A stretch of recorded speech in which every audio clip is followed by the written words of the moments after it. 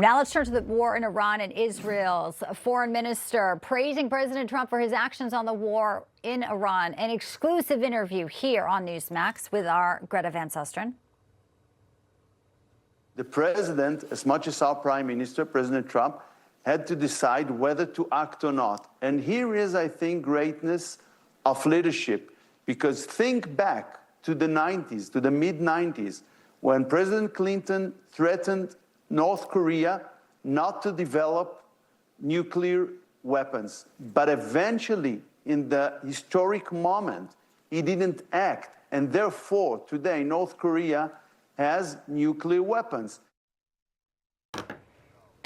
All right, more on Operation Epic Fury as we enter in a new week. I'm pleased to have retired Air Force Special Operations Commander, also a national security expert, Glenn Ignazio, with us today, and the former IDF spokesperson and now senior fellow at the Foundation for Defense of Democracies, Lieutenant Colonel Jonathan Conricus. He's also the co-founder of Bottom Line Media. All right, gentlemen, let's get your reaction first off, Jonathan, to you. Gideon Saar right there calling it greatness of leadership, comparing President Trump's direct action to former President Clinton's inaction.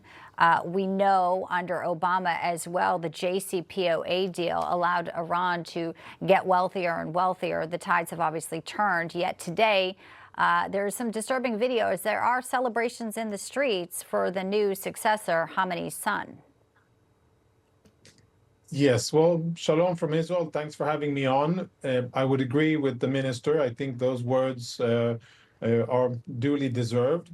I'm no one to be grading American presidents. I can only say that, you know, what I see from an Israeli perspective is what an impact strong words and decisive action, and when they are coherent and unified from the same president, what kind of impact that has in the region. This region of the world, people, they listen to words, but they really pay attention to action. And action here has been on par with the words. That's super important. That tells people here who may be adversaries, may be enemies, may be friends, may be allies. It tells people that the American president means what he says and he follows through. That's very important for America's image in the region. That's important for the projection of strength. That's important for American interests.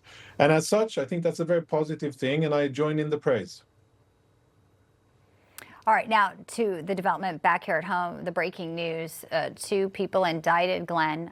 These are IEDs on the streets of New York. The 2 suspects reportedly had traveled recently to Turkey as well to be radicalized.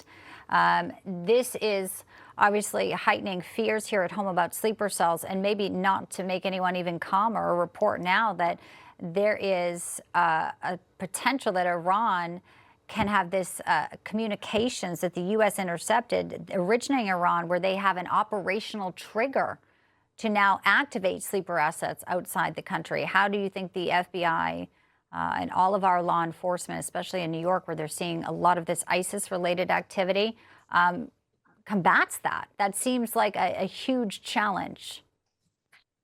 Yes, it is. And it's something that's been going on for a long time, not just because of the operations in Iran. As far as this particular event in New York, or at least the attempted terrorist attack, one of the things about looking at those individuals, of course, traveling to those particular areas, but were they trained in those particular areas, being radicalized and actually receiving training, 2 different things. But that's on the ISIS side. So you're seeing that particular threat. But really back to the Iran, of course, what we do is a lot of collection signals and all these different kinds of communications is to see what kind of trigger, what kind of mechanisms, and what pre-planned or pre-placed assets or individuals were within the country. Of course, the open borders did have a huge impact, but it's also looking at if these people are pre-planned and set in place as a cell, what is going to be a triggering device? Maybe it's a phrase, maybe it's an action, maybe it's a word or something that's done publicly to set that off. Those are the things you need to watch at. And of course, Mr. Kent at the National Counterterrorism Center is a phenomenal individual and team, and they're going to be working on this continuously. As I said, not just today, but they've been doing this for a long time since President Trump got in. Yeah. People think news just happens. It doesn't. It happens because there's someone there to capture the moment, to explain it and share it. That's my job.